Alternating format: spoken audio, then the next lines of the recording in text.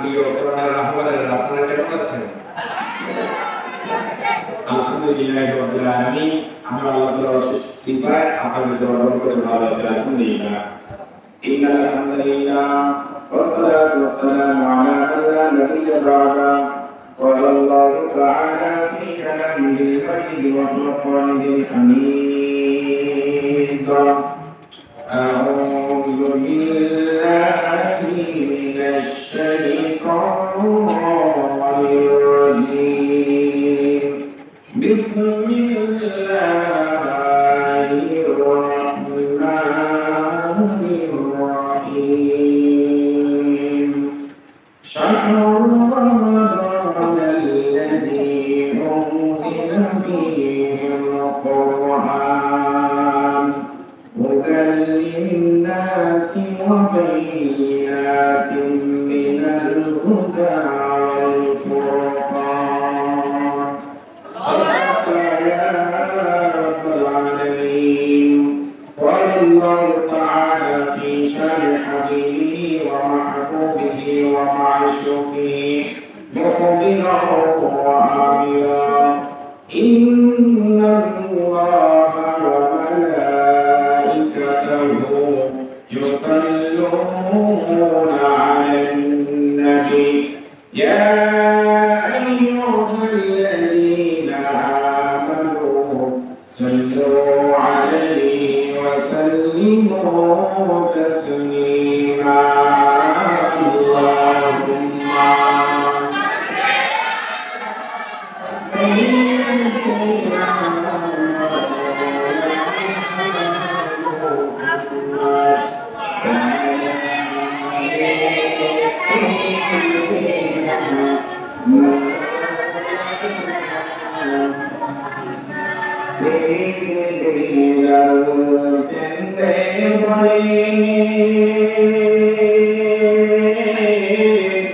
আমার নবী কোথায় তোমরা বলো না, আশিকদের জানতে বলে আমার নবী কোথায় তোমরা বলো না, বিড়ালে যতই বোঝাই ও পাগল বিড়াল কাউকে বুঝত মানে না। আল্লাহুম্মা সাল্লি আলা সাইয়্যিদিনা মুহাম্মাদ ওয়া আলা আলি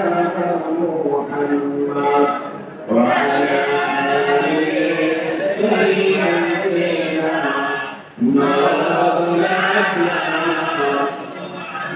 একটু করে বলে শুরু দিকে লা ইলাহা ইল্লাল্লাহ লা ইলাহা ইল্লাল্লাহ লা ইলাহা ইল্লাল্লাহ সুবহানাল্লাহ আলহামদুলিল্লাহ লা ইলাহা ইল্লাল্লাহ সুবহানাল্লাহ আলহামদুলিল্লাহ লা ইলাহা ইল্লাল্লাহ লা ইলাহা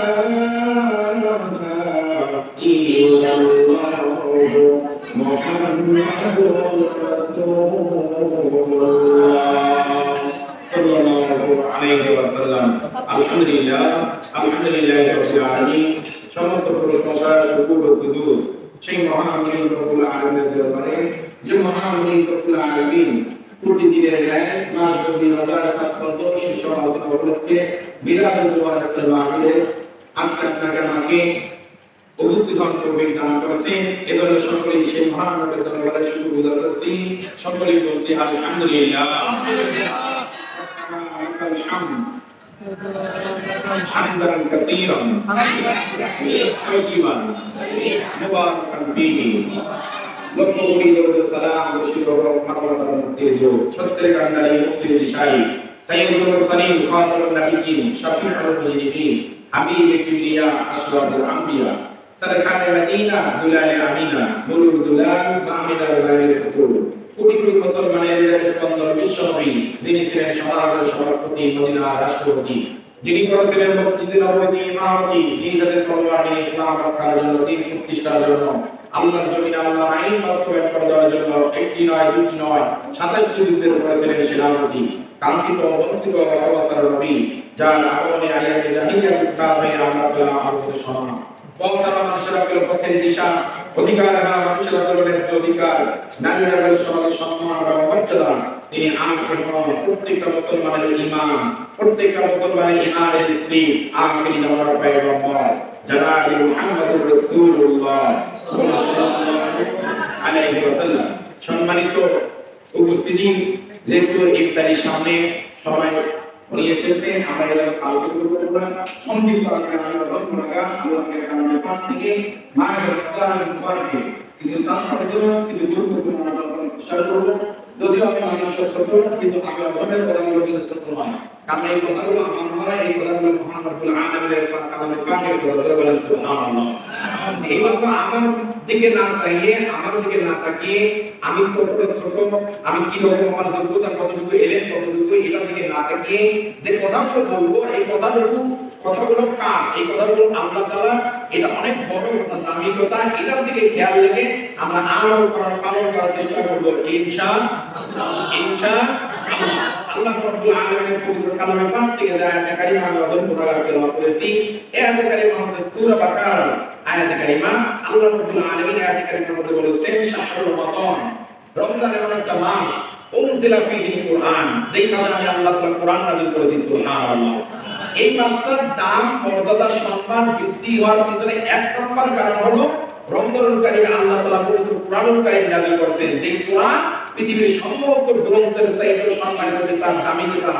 আর এই কোরআন যে কোনো মানুষের তৈরি করা হয়, লাইসা হাযা কালামুল বাশার, এটা কোনো মানুষের তৈরি করা রচনা নয়, কবিতা নয়, আবৃত্তি নয়, গ্রন্থ নয়, পাঠ্যপুস্তক নয়, এটা সরাসরি মহান আল্লাহ রাব্বুল আলামিনের পক্ষ থেকে নাযিলকৃত কালামে পাক, বলে বলেন সুবহানাল্লাহ।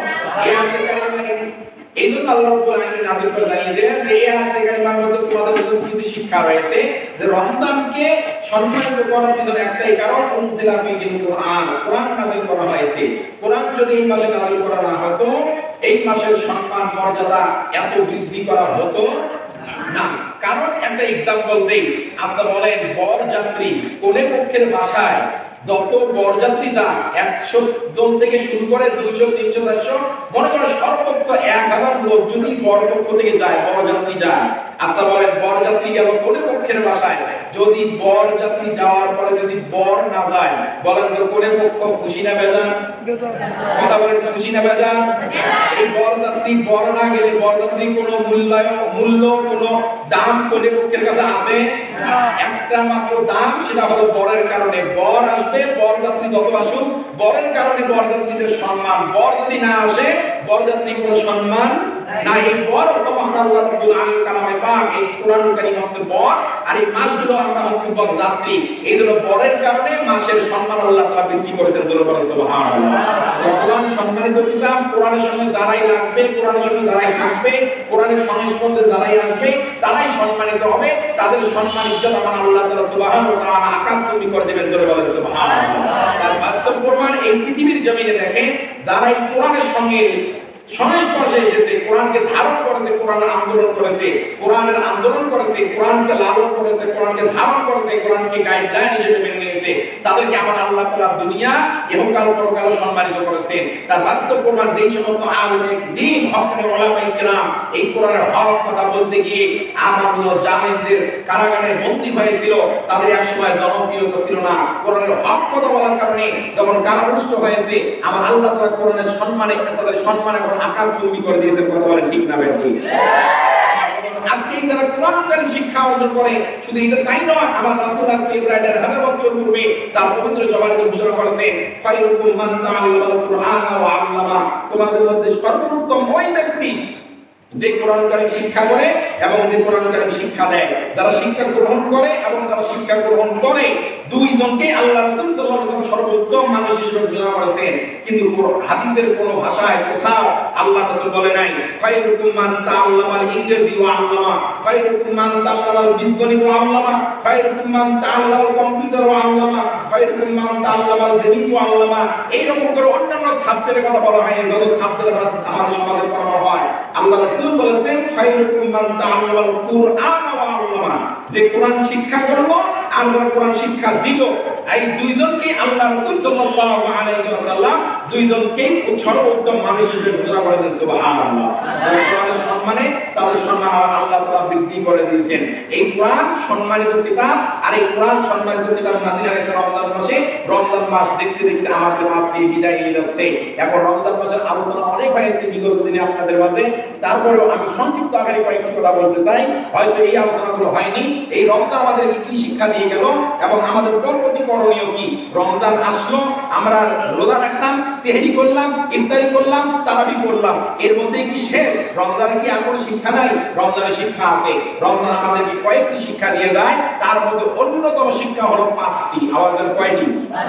রমজানের শিক্ষা হলো অন্যতম শিক্ষা 5টি। অনেক শিক্ষা রয়েছে, তার মধ্যে অন্যতম খুব গুরুত্বপূর্ণ শিক্ষা হলো 5টি। 1 নম্বর হলো এই মাহে রমজান আসলো, আপনাকে আমাকে কি শিক্ষা দিয়ে গেল?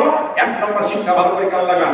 1 নম্বর শিক্ষা হলো পবিত্র মাহে রমজান আপনাকে আমাকে ক্ষুধার যন্ত্রণা কতটা ভয়াবহ হতে পারে, তৃষ্ণার্তের যন্ত্রণা কতটুকু ভয়াবহ হতে পারে, অনাহারের কষ্ট কতটুকু হতে পারে, এটা শিক্ষা দিয়ে গেল। যে একজন অনাহারী সারাটা দিন না খেয়ে থাকলে, 3 বেলা 3 মুঠো তৃপ্তি সহকারে খেতে না পারলে ক্ষুধার যন্ত্রণা কতটুকু অনুভব হয়, বান্দা তোমাকে একটু চিন্তা ভাবনা করে সামনের দিনে যে সমস্ত গরিব দুঃখী অসহায় এতিম মিসকিন ফকির আছে, এদের খাদ্যের যোগান তোমাকে দিতে হবে। কারণ তুমি রাত্রিবেলা সেহরি করেছো, ইফতারি পর্যন্ত তুমি 1 বিন্দু পরিমাণ পানি পর্যন্ত পান করো নাই, এর মধ্যে তোমার ক্ষুধার যন্ত্রণা, তৃষ্ণার যন্ত্রণা, পিপাসিত যন্ত্রণা তুমি অনুভব করেছো। এইটা তুমি অনুভব করতে পারলে এখান থেকে নিজেকে নিয়ে উপলব্ধি করে গরিব দুঃখী অসহায় মিসকিন এদের ক্ষুধার যন্ত্রণা তোমাকে অনুভব করতে হবে। বাকি 11টা মাস তোমাকে তাদের খাদ্যের আঞ্জাম দিতে হবে সাধ্য অনুযায়ী। কারণ তোমার সম্পদ আছে, গাড়ি বাড়ি আছে, তাদের জন্য যথাসাধ্য অনুযায়ী তোমাকে খাদ্যের ব্যবস্থা করতে হবে। জোরে বলেন সুবহানাল্লাহ। আর এই কাজটা ইসলামের মধ্যে সর্বোত্তম কাজ হিসেবে আল্লাহ রাসূল ঘোষণা করেছেন। জোরে বলেন আল্লাহু আকবার। আল্লাহ রাসূল সাল্লাল্লাহু আলাইহি ওয়াসাল্লামের সাহাবীরা বসা হয়েছে, আল্লাহ রাসূল হাদিসকে ব্যবহার করলেন, আইয়ুল ইসলামি খায়র, তোমরা কি জানো ইসলামের মধ্যে সর্বোত্তম কাজ কোনটি? সাহাবায়ে কেরাম ডাক দিয়ে জিজ্ঞেস করলেন, ইয়া রাসূলুল্লাহ, ইয়া হাবিবাল্লাহ, ইসলামের মধ্যে সর্বোত্তম কাজ হলো কি? আমরা একটু জানতে চাই। আল্লাহ রাসূল সাল্লাল্লাহু আলাইহি ওয়াসাল্লাম বললেন, ক্বালা তুতিমু তুআম ওয়া তুকরিউস সালাম। 1 নম্বর ইসলামের মধ্যে উত্তম কাজ হলো তোমরা ইতিম মিসকিন অসহায় গরিব দুঃখী মানুষদের খাদ্যের ব্যবস্থা করবে। সুবহানাল্লাহ। 2 নম্বর উত্তম কাজ হলো ওয়াতুকরিউস সালাম। 2 নম্বর কাজ হলো তোমরা সালাম প্রদান করবে বেশি বেশি করে। আফসুস সালাম বাইনাকুম, তোমরা চেনো অথবা না চেনো, পরিচিত হোক বা অপরিচিত হোক, ছোট হোক কিংবা বড় হোক, এদের মাধ্যমে তোমরা সালামের প্রচার চালু করো। তার মানে ইসলামের মধ্যে সর্বোত্তম কাজ হলো 2টা। একটা হলো ইতিম মিসকিনকে খাদ্য খাওয়ানো, 2 নম্বর হলো দেখা পরিচিত অপরিচিত সকলকে সালাম দেওয়া। সুবহানাল্লাহ। এই 1 নম্বর শিক্ষা হলো ক্ষুধার যন্ত্রণা অনুভব করে ইতিম মিসকিনদের খাদ্যের ব্যবস্থা করতে হবে। এটা রমজান কারিমের কয় নম্বর শিক্ষা? কথা বলে, রমজান কারিমের কয় নম্বর শিক্ষা? 1 নম্বর শিক্ষা। 2 নম্বর শিক্ষা, অন্যতম শিক্ষা হলো রমজান এসেছে মানুষকে পরিবর্তন করার জন্য, রমজান এসেছে মানুষকে গুনাহমুক্ত করার জন্য, রমজান এসেছে মানুষকে জান্নাতি বানানোর জন্য, রমজান এসেছে মানুষকে অন্যায় মুক্ত করার জন্য, রমজান এসেছে মানুষকে অন্যায় গরিত কাজ থেকে বিরত রাখার জন্য। এই রমজানেই শুধু বিরত থাকলে হবে না, রমজানের শিক্ষা নিয়ে বাকি 11টা মাস আপনাকে আমাকে অন্যায় কাজ, আকাম কুকাম, যত শয়তানি বদমাশি আছে, খারাপ কাজ আছে, এই কাজগুলো থেকে আপনাকে আমাকে এই রমজানের কারিমে শিক্ষা নিয়ে বাকি 11টা মাস বিরত থাকতে হবে। জোরে বলেন সুবহানাল্লাহ। এটা কয় নম্বর শিক্ষা? কথা বলেন, এটা কয় নম্বর শিক্ষা? 2 নম্বর শিক্ষা। এই রমজানের কারিমে আপনাকে আমরা অন্যায় কাজ যেমনি ভাবে আমরা ছেড়ে দিয়েছি, বাকি 11টা মাস অন্যায় অপকর্ম কাজ ছেড়ে দেব। এই রমজান মাসে আমরা রোজা রাখা অবস্থায় মুখ দিয়ে খারাপ কথা বলিনি। এই রমজান মাসে রোজা রাখা অবস্থায় আমরা জবান দ্বারা মিথ্যা কথা বলিনি। এই রমজান মাসে রোজা রাখা অবস্থায় আমরা ঝগড়ার মধ্যে লিপ্ত হয়নি, অন্যের গীবত, পরনিন্দা, চুগলখড়ি এগুলোর মধ্যে লিপ্ত হয়নি। এই রমজানের থেকে শিক্ষা নিয়ে বাকি 11টা মাস আপনাকে আমাকে এই জবানের হেফাজত করে মানুষের সঙ্গে খারাপ কথা বলা যাবে না, ঝগড়া করা যাবে না, মিথ্যা কথা বলা যাবে না, চুগলখড়ি করা যাবে না, গীবত করা যাবে না। এই জবানটাকে হেফাজত করতে হবে। এটা হলো রমজানুল কারীমের 2 নম্বর শিক্ষা। আল্লাহ রাসূল সাল্লাল্লাহু আলাইহি ওয়াসাল্লাম আজ থেকে প্রায় 1000 বছর পূর্বে তার পবিত্র জবানকে ঘোষণা করেছেন, মান সালিমাল মুসলিমুনা বিল লিসানিহি ওয়া ইয়াদিহি, তোমাদের মধ্যে খাঁটি মুসলমান ওই ব্যক্তি যার হাত এবং মুখ দ্বারা আরেকজন মুসলমান নিরাপদ থাকে।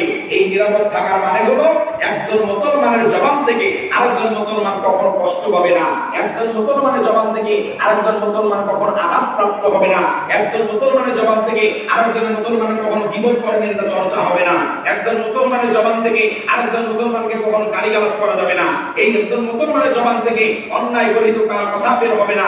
এই জবান দ্বারা কারো নামে কোনো আলেমদের নামে মিথ্যা সাক্ষী দেওয়া যাবে না, এই জবান দ্বারা কাউকে আঘাত করা যাবে না, এই জবান দ্বারা অন্যায় কথা বলা যাবে না, ও মানুষের সঙ্গে খারাপ কথা বলা যাবে না, মানুষকে ধমক দেওয়া যাবে না।